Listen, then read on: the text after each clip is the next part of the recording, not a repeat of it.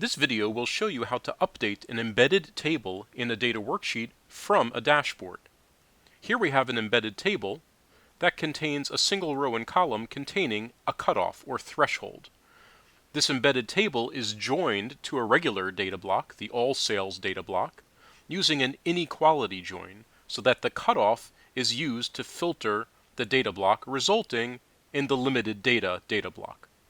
We can change the cutoff value to change the results in the filtered data block. Here we see only results that are greater than the cutoff specified in the embedded table. We would like to control the value in the embedded table from a dashboard.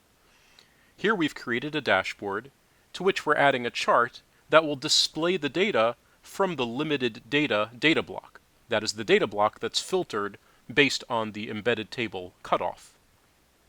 We'll set up the chart to display total versus employee.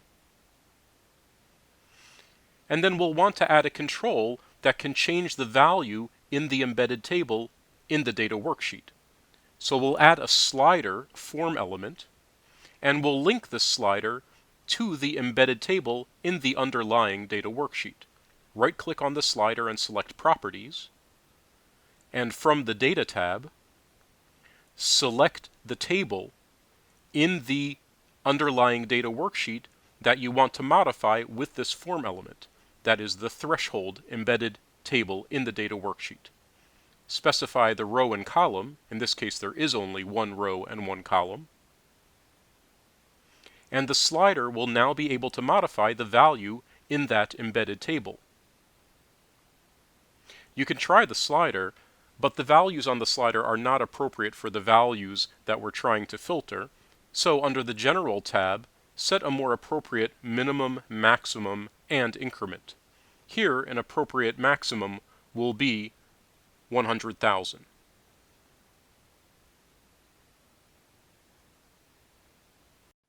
You can now adjust the slider to modify the cutoff value in the embedded table in the underlying data worksheet, which in turn adjusts the filtered display on the chart.